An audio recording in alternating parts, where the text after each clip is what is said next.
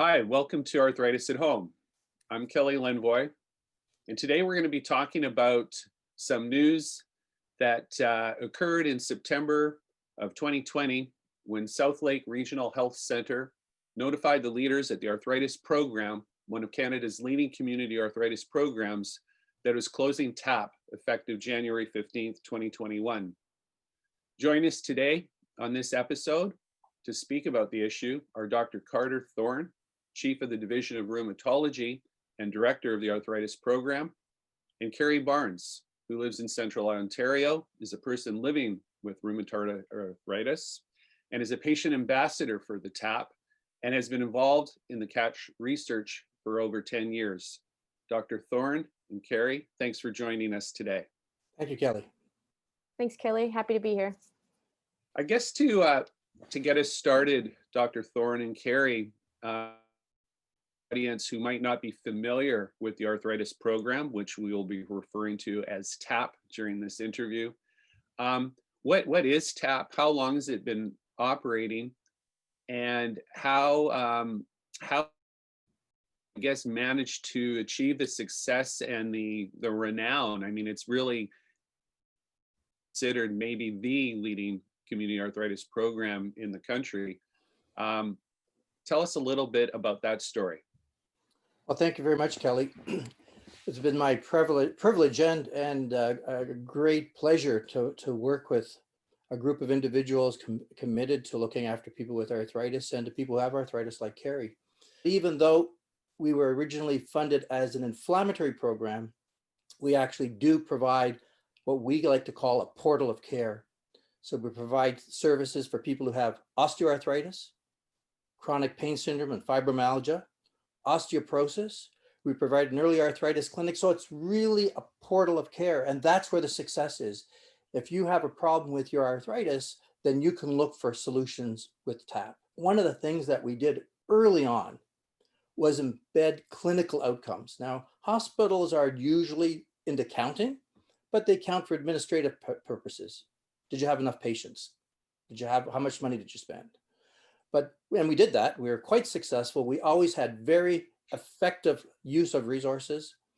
And when we got our funding in 91, it allowed us to bring a full-time and a bit more OT, and a full-time and a bit more physio, and a full-time pharmacist, and a part-time social worker, a kinesiologist, a dietitian, as well as some support, clerical and such things.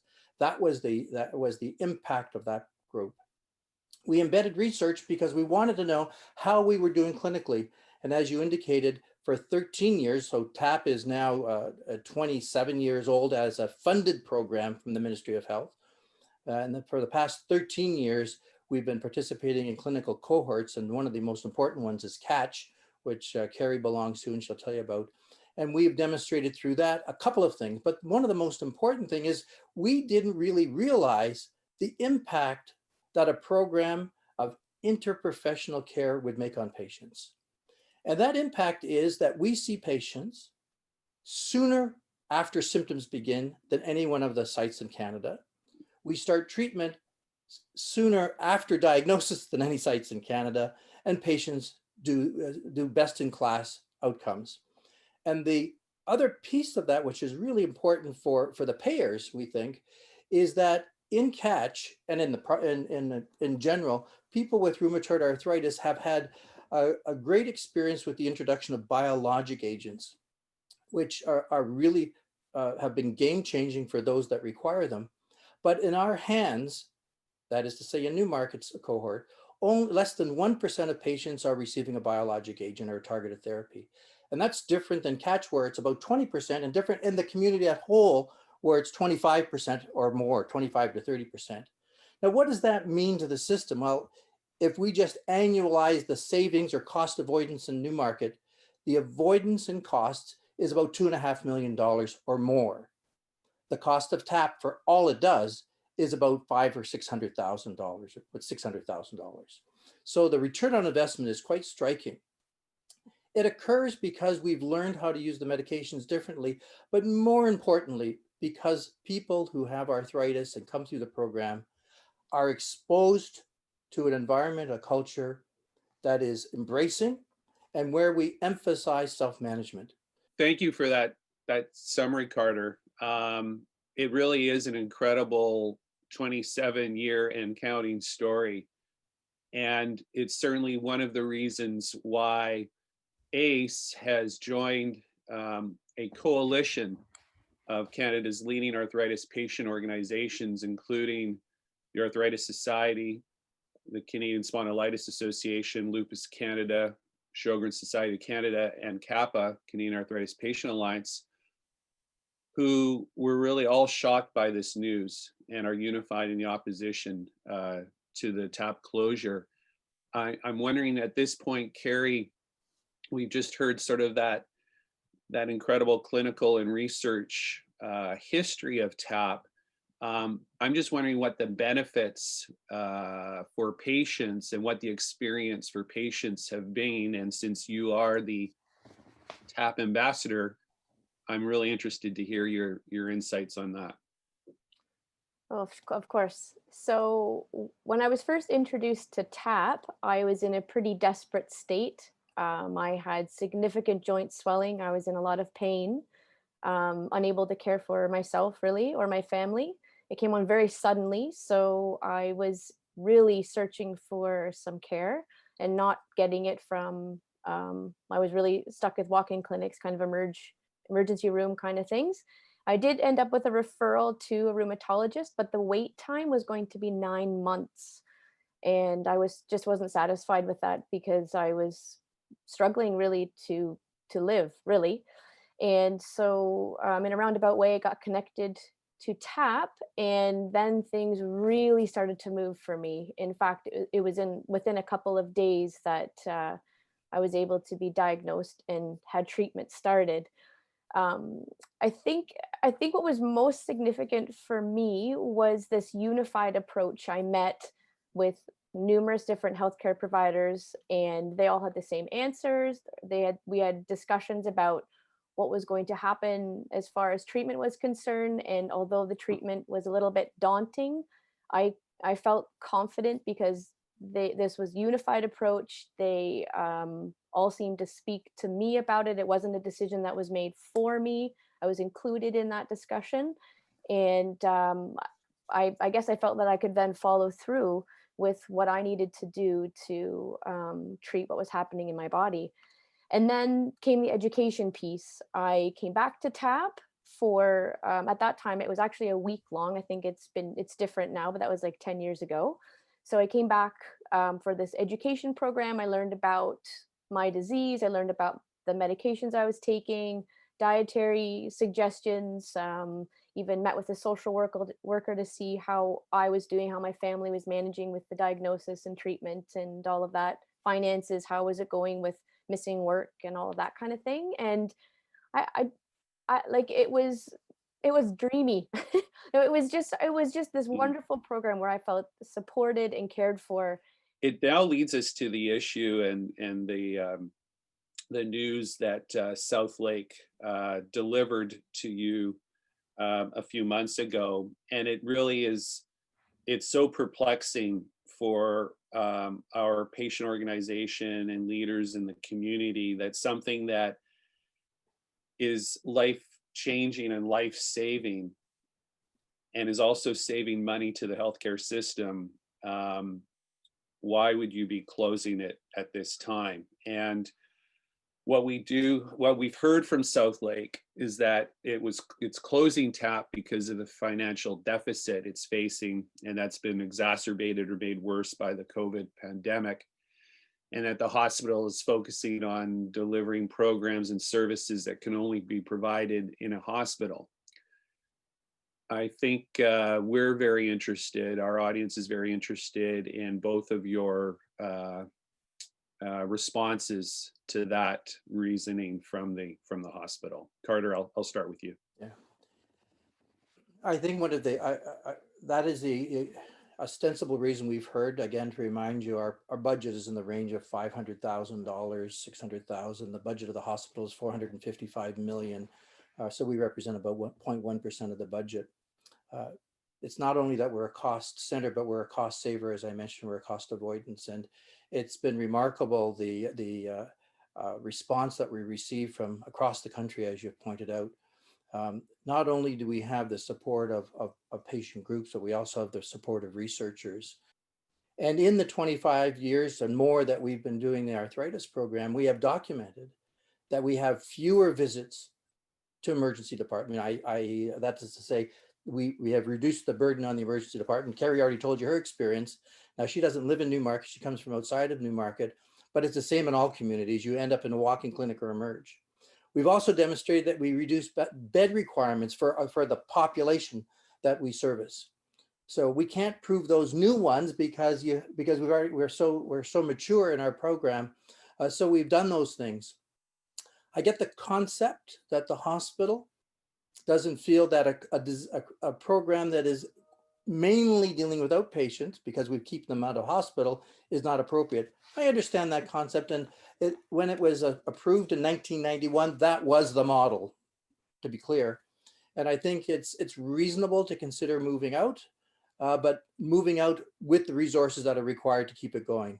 So I believe that we have a model that is sustainable in a community with a rationale in terms of cost savings to the system that more than support the ongoing use of it. Carrie, from a patient perspective, how are you, and I'm sure you've talked to other patients as well, how are you processing this news from Southlake? Wow, good question. I'm not a big crier, but I did have a little cry about it. I feel like I really felt like I was losing my ability to live, literally, physically, and I was losing. I'm a super active person. It was part of my identity, and that was just slipping away. And really, truly, TAP gave me my life back.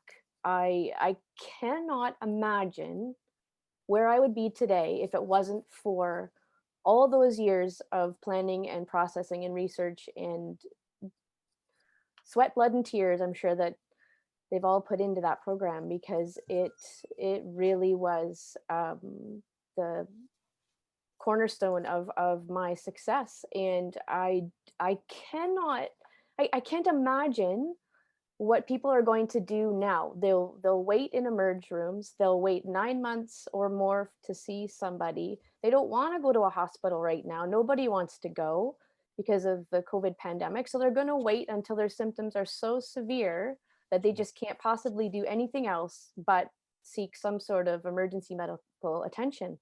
And my heart breaks for them. I wish this was not the reality we were facing. The harsh patient reality is that there are going to be patients affected that will be on different parts of the journey. You talked about you're in remission. There will be some patients who've just recently been diagnosed and are just starting their treatment and care program at the TAP. And the really, I think what our viewers have to understand is that in January, Carter, correct me if I'm wrong, but there will be probably upwards or more than 1,000 patients immediately and adversely affected that you're describing, Carrie, that are going to be out on the street scrambling, trying to find a way to continue their care at maybe very critical times in their journey. Yeah, as you're pointing out, Kelly, we have about 6 clinical equivalents seeing patients, and with those 6, we see 9,000 attendances a year and 2,200 unique patients. That is a large number. So it's over 1,000, as you mentioned. It's 2,200. Okay. And that's across the diagnoses, but rheumatoid arthritis or inflammatory joint disease, it's really inflammatory joint disease that we manage. Okay. So that's really important. We just actually this past week started our last education program for inflammatory joint disease. So these are the people that Carrie kind of identified a moment ago where she was 10 years ago. I've just learned, I'm still coping. I haven't got all the information and all the the buy-in yet. Personally, I haven't integrated it all. I haven't owned it yet. And you're not going to be here in 6 weeks. I mean, what am I going to do? You know, and you've gone from a system where it sucks, you know, it's 9 months, but that's what everyone's waiting, to a system that values you as a patient with your problems and deals with it. And now they've gone from the generic system of this, you know, our care in general these days, especially with COVID, to having this commitment by learned people who are experts in arthritis care, and you're being introduced into our rather robust, sophisticated program to make you the best person you can be. And then we have to inform them, which we have now, is that this program will be gone in 6 weeks. So have a nice day. And the hospital did indicate that patients would still have access to the rheumatologist, but that's not part of the hospital deal. They indicated that they'd be transitioned to resources in the community.